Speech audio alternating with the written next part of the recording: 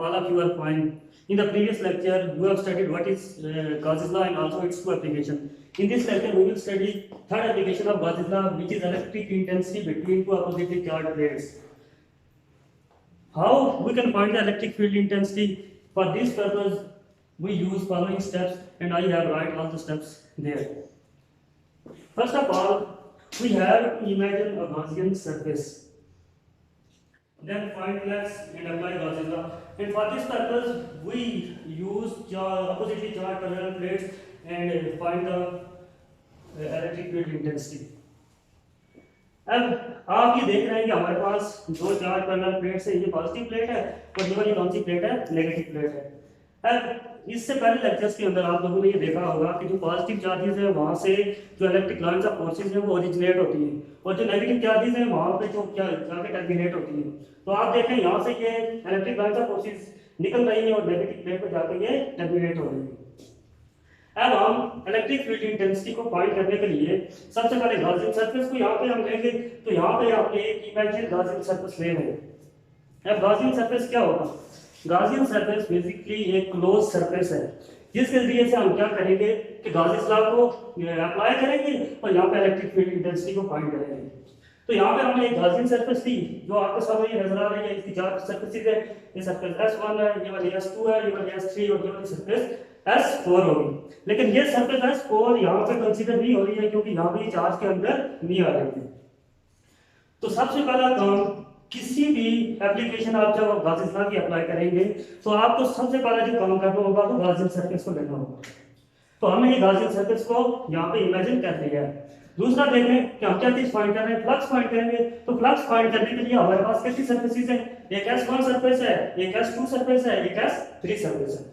तो आप लोगों ने इससे पहले लेक्चर्स के अंदर ये देखा होगा कि भाई एक होता है नॉर्मल वेक्टर जो किसके ऊपर होता है, किसी भी सरफेस के ऊपर होता है। तो नॉर्मल वेक्टर क्या चीज है? नॉर्मल वेक्टर ये है कि बिकॉज हमारे पास ये एक सरफेस है, इसके ऊपर ये जो वेक्टर है इसके सरफेस के ऊपर जो परपेंडिकुलर वेक्टर है इसे हम नाम देंगे किसका? नॉर्मल वेक्टर का नाम देंगे। तो आप देखो यहाँ पे हमने ये जो इमेजिनरी गॉसियन सरफेस लिया है इसमें जो सरफेस वन है इसमें अगर आप नॉर्मल वेक्टर देखें तो ये इसकी डायरेक्शन ये बन रही है और जो इलेक्ट्रिक फील्ड है इसकी डायरेक्शन किधर बन रही है? डाउनवर्ड बन रही है। इसका मतलब ये है कि जो यहाँ पे हमारी इलेक्ट्रिक फील्ड है उसकी डायरेक्शन डाउनवर्ड है और जो हमारा नॉर्मल वेक्टर है उसकी डायरेक्शन ये है। तो यहाँ पे इलेक्ट्रिक फील्ड और जो नॉर्मल वेक्टर है उसके दरमियान कितना एंगल बन रहा है? 90 का एंगल बन रहा है। तो ये मैंने क्या लिखा है कि फ्लक्स टू सरफेस S1। अब फ्लक्स का फार्मूला होता है, फ्लक्स बेसिकली है कि आपके नंबर ऑफ फील्ड लाइंस किसी भी सरफेस से जब गुजरती हैं तो उसे हम नाम देते हैं फ्लक्स का। बिलफर्ज हमारे पास ये एक सरफेस है, इसमें से हम इलेक्ट्रिक फील्ड लाइंस को गुजार रहे हैं या मैग्नेटिक फील्ड लाइंस को गुजार रहे हैं। तो यहाँ से कितनी एक लाइंस गुजर सकती है इसको हम नाम देंगे फ्लक्स का। यदि नॉर्मल अगर आप डेली लाइफ में एग्जांपल लें, बिलफर्ज आपके पास एक लाइट है और उस लाइट को आप किसी का आपके पास कोई गिलास वगैरह है उसमें से गुजार रहे हैं तो कितनी एक लाइट रेज गुजर रही है वो लाइट फ्लक्स होगा। तो यहाँ पे क्या चीज है? ये इलेक्ट्रिक फ्लक्स है। इसका मतलब क्या है कि इस सरफेस में से कितनी एक लाइट गुजर रही है इसको हम नाम देंगे किसका? इलेक्ट्रिक फ्लक्स का। तो यहाँ पे इस सरफेस में से हम ये चीज देखना चाह रहे हैं कि इलेक्ट्रिक फील्ड लाइंस कितनी गुजर रही है। तो उसके लिए हम इलेक्ट्रिक फ्लक्स का फार्मूला यूज करेंगे। इलेक्ट्रिक फ्लक्स का फार्मूला क्या है? φ1, यानी यहाँ पे पहली सरफेस से हम फ्लक्स फाइंड कर रहे हैं इसलिए हमने लिखा हुआ है क्या है? φ1। तो φ1 is equal to E dot A।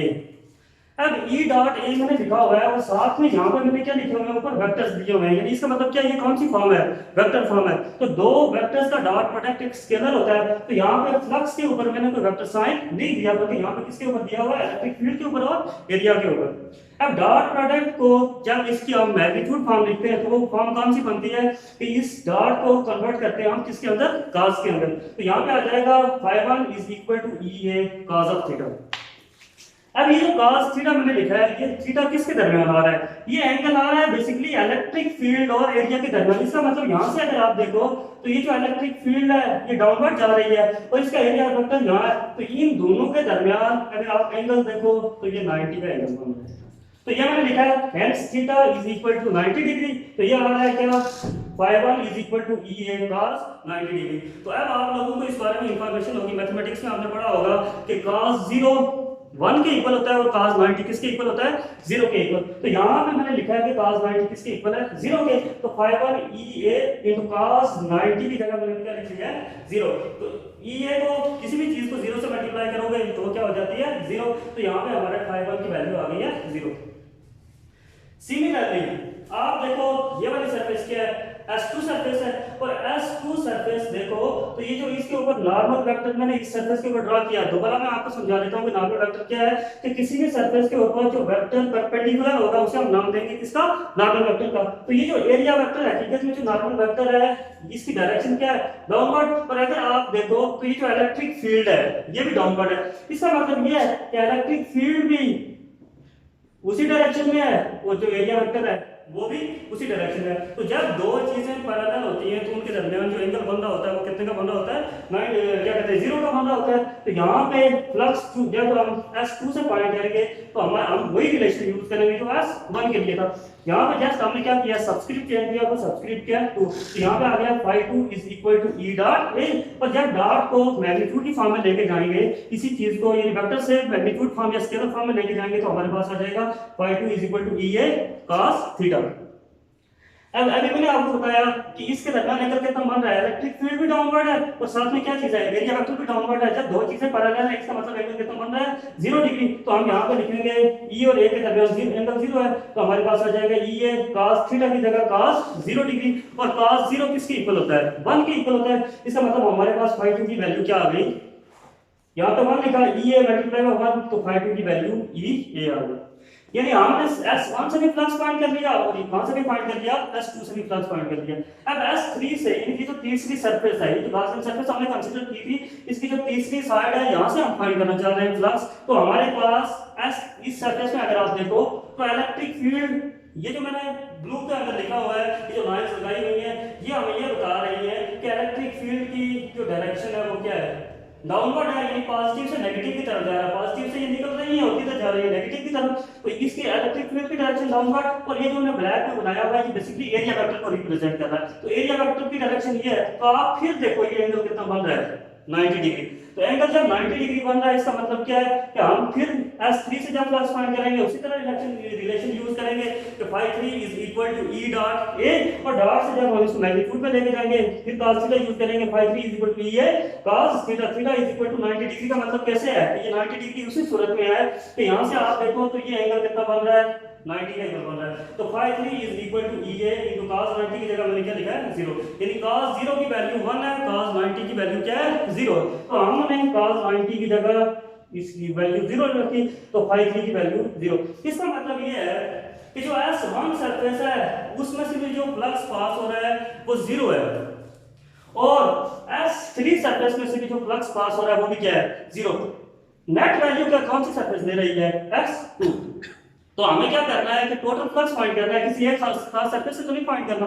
तो टोटल फ्लक्स फाइंड करने के लिए हम क्या करेंगे कि ये जो हमने तीन फ्लक्स फाइंड किए हैं phi 1 phi 2 और phi 3 इन तीनों को हम क्या करेंगे ऐड करेंगे। और इन तीनों को जब ऐड करेंगे तो हमारे पास आ जाएगा phi is equal to phi 1 plus phi 2 plus phi 3। और phi 2 यानी ये जो नेट फ्लक्स की वैल्यू आ रही है ये हमारे पास phi 1 की जगह 0 लिखा है, phi 2 की जगह उसकी वैल्यू ये लिखा है और phi 3 की जगह फिर 0 लिखा। तो नेट फ्लक्स की वैल्यू हमारे पास आ रही है EA। इसका मतलब ये है कि ये जो नेट फ्लक्स यहाँ पे इस सरफेस से गुजर रहा है, इस गॉसियन सरफेस से गुजर रहा है उसकी वैल्यू क्या आई हमारे पास EA। इसके बाद मैंने आप लोगों को ये बताया था कि फ्लक्स फाइंड करने के बाद यानी हमने सबसे पहले इमेजिनरी गॉसियन सरफेस कंसीडर कर लिया है, दूसरा काम क्या है कि फ्लक्स फाइंड करना है, और तीसरा ये है कि आप गॉसियन लॉ को अप्लाई करेंगे इलेक्ट्रिक फील्ड इंटेंसिटी को फाइंड करने के लिए। तो यहाँ पे आप देखो क्या हमने क्या किया है कि गॉसियन लॉ को अप्लाई किया है, यानी तीसरा स्टेप हम कर रहे हैं। तो गॉसियन लॉ को अप्लाई करो phi इज इक्वल टू क्या होता है q बाय एप्सिलॉन नॉट, यानी किसी भी सरफेस में जो फ्लक्स गुजरता है वो 1 bye epsilon not times the total charge enclosed in it, यानी जो टोटल चार्ज है उसको 1 बाय एप्सिलॉन नॉट से मल्टीप्लाई करेंगे तो हमारे पास क्या आ जाता है नेट फ्लक्स आ जाता है। तो ये वही रिलेशन मैंने यूज किया phi is equal to q by epsilon naught. अब ये मैंने क्यों यूज किया, ये मैंने इसलिए यूज किया कि आप देखो ये क्या है phi is equal to EA। ये EA राइट साइड में तो हमारे पास है, लेकिन ये जो phi की वैल्यू है ये यूज करेंगे यार हम कौन सी q बाय एप्सिलॉन नॉट, यानी ये जो वैल्यू है इक्वेशन नंबर 4 में पुट करो तो हमारे पास आ जाएगा इस phi की जगह लिखेंगे q बाय एप्सिलॉन नॉट और ये EA उसी तरह। अब होती है लीनियर चार्ज डेंसिटी, एक होती है सरफेस चार्ज डेंसिटी और एक होती है वॉल्यूम चार्ज डेंसिटी। अब लीनियर चार्ज डेंसिटी क्या है, सरफेस क्या है और वॉल्यूम क्या है। लीनियर चार्ज डेंसिटी ये है कि अगर हमारे पास किसी लेंथ के ऊपर चार्ज हो तो उसको हम कहेंगे लीनियर चार्ज डेंसिटी। अगर हमारे पास किसी भी सरफेस के ऊपर चार्ज हो उसको हम क्या कहेंगे, सरफेस चार्ज डेंसिटी। और अगर किसी भी वॉल्यूम के ऊपर अगर आप चार्ज देख रहे हैं तो वो क्या होगा, वॉल्यूम चार्ज डेंसिटी। तो आप देखो ये जो हमारे पास एक प्लेट ये है पॉजिटिव प्लेट और ये वाली कौन सी है, नेगेटिव प्लेट, यानी P1 और P2। तो ये जो प्लेट्स है इनकी सरफेस है, यदि इनका सरफेस एरिया है, इसका मतलब ये है कि हम यहाँ पर कौन सा रिलेशन यूज करेंगे, सरफेस चार्ज डेंसिटी। तो सरफेस चार्ज डेंसिटी होती क्या है कि charge per unit area is known as surface charge density. यानी अगर चार्ज पर यूनिट लेंथ होता हो तो वो होती है लीनियर चार्ज डेंसिटी। तो यहाँ पे क्या है, एरिया है, तो हम ये कहेंगे charge per unit area is known as surface charge density. तो मैंने ये लिखा हुआ है, इसको सिग्मा से रिप्रेजेंट कर रहे हैं और हमारे पास क्या हो रहा है, चार्ज पर यूनिट एरिया। ये काम हम इसलिए कर रहे हैं कि ये Q की वैल्यू फाइंड करना चाह रहे हैं। तो हमारे पास जब चार्ज पर यूनिट एरिया आएगा तो यहाँ से अगर आप क्या करें, Q को हम फाइंड करना चाह रहे हैं तो Q को अलग करो, तो ये इधर डिवाइड हो जाएगा, जाके क्या हो जाएगा, मल्टीप्लाई, तो हमारे पास आ जाएगा Q is equal to sigma a. ये जो हमारे पास Q की वैल्यू आई है इसको हम किस इक्वेशन में पुट करेंगे, इक्वेशन नंबर 5 में। इस इक्वेशन में पुट करेंगे तो ये Q की जगह मैंने लिखा है क्या, सिग्मा ए एप्सिलॉन नॉट अपनी जगह और ई ए ये राइट हैंड साइड उसी तरह है। यहाँ से ए और ए कैंसिल हो गए तो हमारे पास इलेक्ट्रिक फील्ड इंटेंसिटी की वैल्यू आई और वो क्या है, E is equal to sigma upon epsilon not.